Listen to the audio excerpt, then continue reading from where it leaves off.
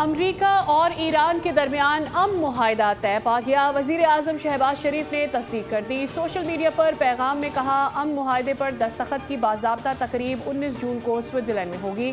فریقین نے تمام محاذوں پر فوجی کارروائیاں فوری اور مستقل طور پر ختم کرنے کا اعلان کیا ہے۔ معاہدے میں لبنان سمیت تمام محاذوں پر کارروائیاں روکنا شامل ہیں۔ وزیر اعظم نے کہا، ثالثی کا کردار ادا کرنے والے ممالک رواں ہفتے متعدد ملاقاتیں کریں گے۔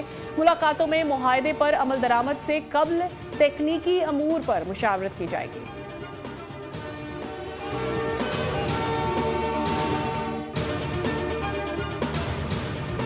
مبارک ہو، ایران کے ساتھ معاہدہ طے پا گیا۔ آبنائے ہرمز جمعے کو جنگ بندی کے معاہدے پر دستخط کے بعد کھل جائے گی۔ امریکی صدر ڈونلڈ ٹرمپ نے سوشل میڈیا پر جاری پیغام میں ایران کے ساتھ طے پانے والے معاہدے کو ایک عظیم معاہدہ قرار دیا اور کہا کہ یہ پورے خطے میں امن اور سلامتی کو یقینی بنائے گا۔ ماضی میں کئی صدر ایران کے ساتھ امن قائم کرنے کی کوشش کرتے رہے مگر ناکام رہے۔ موجودہ پیش رفت پہلی بار حقیقی امن کی جانب عملی قدم ہے۔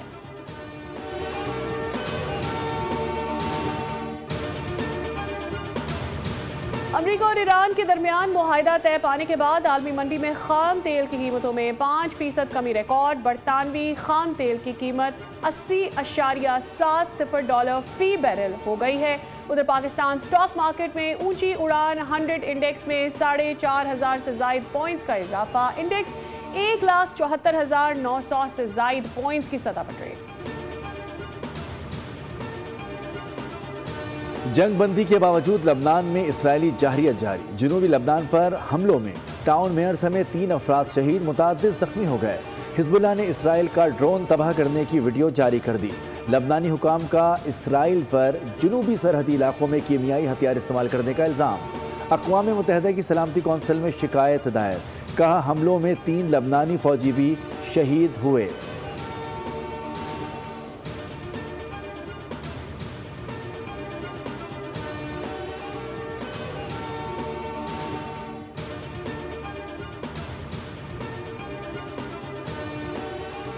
بیروت پر اسرائیلی حملے، ایرانی حکام پھٹ پڑے، امریکی یقین دہانیوں پر سوال اٹھا دیے۔ ایرانی پارلیمنٹ کے اسپیکر محمد باقر غالیباف نے کہا ہے کہ حملہ ظاہر کرتا ہے کہ امریکہ یا تو اپنے وعدوں پر عمل کرنے کی صلاحیت نہیں رکھتا یا اس میں سنجیدہ نہیں۔ ایسے حالات میں کسی بھی سفارتی عمل کو آگے بڑھانا ممکن نہیں۔ خبردار کیا کہ بیروت میں حزب اللہ کے ٹھکانوں پر حملہ بغیر جواب کے نہیں رہے گا۔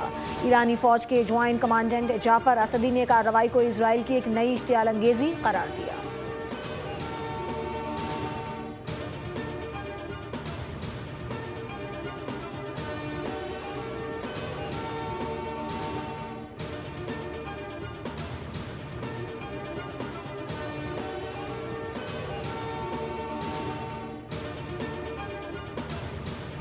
اختلاف کے ساتھ رہنے کی تہذیب نہیں ہے، ان کے ساتھ اتحاد رکھو، بات کرو قانونی غیر قانونی کارکن کی۔ اصل عہدہ کیا ہے؟ کارکن ہے جو تنظیم چھوڑ کے نہیں گیا۔ ہم سمجھا رہے ہیں کہ سمجھ جائیں، قوم کو اس طرح سے گروی نہ رکھیں۔ ہم سے مشورہ ہو، اگر ہمیں کہیں کہ جی مجھے چیئرمین بننے کا شوق ہے، میں ایک رات میں ان کو جو ہے وہ چیئرمین بنوا دوں والا لیڈر جو ہے وہ قوم کے حقوق نہیں دلا سکتا۔ ایم کیو ایم کے اندرونی اختلافات شدید۔ خالد مقبول صدیقی نے کہا ہے کہ جن لوگوں کو اختلافات کے ساتھ رہنے کی تمیز نہیں، ان سے اتحاد ممکن نہیں۔ ایم کیو ایم کے کارکنان پریشان ہیں، جو جبر سے نہیں ڈرے وہ کسی کے غلاموں سے نہیں ڈریں گے۔ دوسری جانب مصطفیٰ کمال کا موجودہ اور سابق سربراہ پر پھر برس پڑے۔ کراچی میں میڈیا سے بات چیت، بولے پارٹی کا سربراہ ایکسٹینشن مانگ رہا ہے۔ الیکشن کمیشن کہتا ہے کہ انٹرا پارٹی انتخابات کراؤ، چیئرمین بننا ہے تو ہمیں بتائیں، ایک شام میں بنا دیں گے۔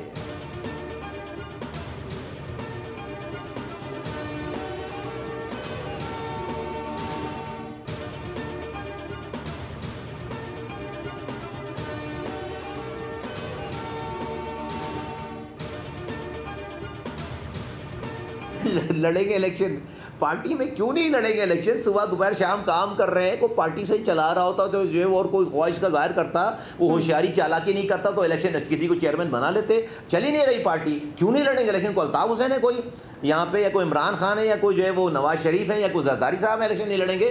ابھی جمہوریت ہے یہاں پہ بھائی، اور کسی کا سب اپنے اپنے جو ہے وہ کردار کو اپنی کارکردگی کو پلڑے میں ڈالیں. اللہ نے چاہا تو انشاءاللہ تعالیٰ مصطفیٰ کمال کا ہی پلڑا بھاری ہوگا، تو بالکل لڑیں گے جی الیکشن. ایم کیو ایم میں اگر انٹرا پارٹی الیکشن ہوں تو کارکردگی اور کردار میں میرا پلڑا سب سے بھاری ہوگا. وفاقی وزیر مصطفیٰ کمال کا بول کے program debate with Nadia Mirza میں بڑا دعویٰ. خالد مقبول صدیقی کا نام لیے بغیر بولے کہ ان کو ہارنے کا خطرہ نہ ہوتا تو اب تک الیکشن کروا چکے ہوتے.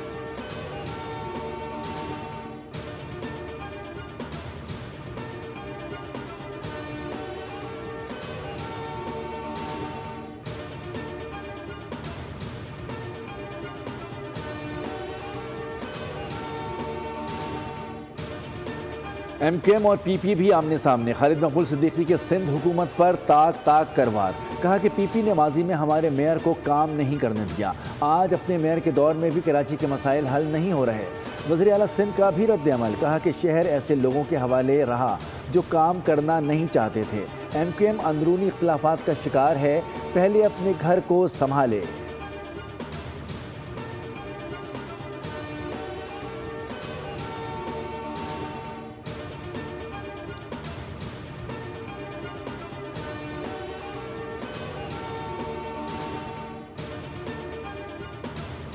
اعظم کہہ رہے تھے کہ جیسے ہی گنجائش پیدا ہوگی ہم آپ کو ریلیف دیں گے. آج وہ وقت آ چکا ہے کہ پاکستان کے عوام کو ایک ریلیف پہ مبنی بجٹ دیا گیا ہے اور ہر طبقے کو اس کے اندر گنجائش پیدا کر کے ان کی ڈیمانڈز کو پورا کیا گیا ہے. یہ آغاز ہے ایک ایسی گروتھ کا جس سے ہم انشاءاللہ تعالیٰ ایک ایسی اکانومی بنیں گے کہ پوری دنیا دیکھے گی. بجٹ میں تنخواہ دار طبقے کو ریلیف دیا گیا. مثبت اقدامات کی تعریف ہونی چاہیے. وزیر اطلاعات عطا تارڑ کا قومی اسمبلی میں اظہار خیال. کہا 50,000 روپے تک تنخواہ لینے والوں پر کوئی ٹیکس نہیں. 1 لاکھ روپے تک آمدن پر صرف 1% ٹیکس عائد کیا گیا. حکومتی اقدامات سے مہنگائی سنگل ڈیجٹ پر آ چکی ہے. ترسیلات زر نے ریکارڈ قائم کیا. معیشت استحکام کی جانب گامزن ہے.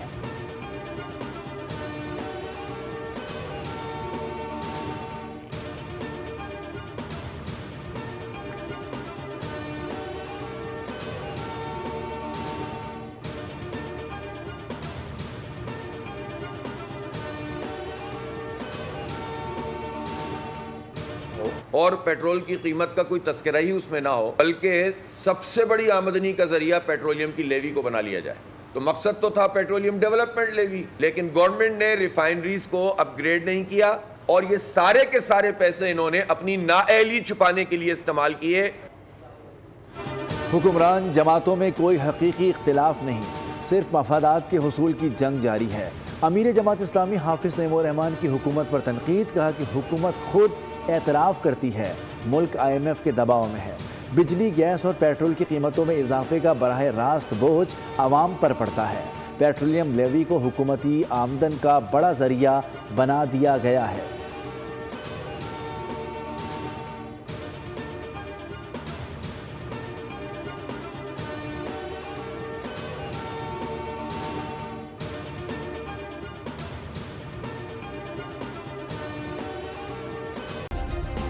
سبسکرائب کریں اور بیل دبائیں تاکہ کوئی خبر رہ نہ جائے.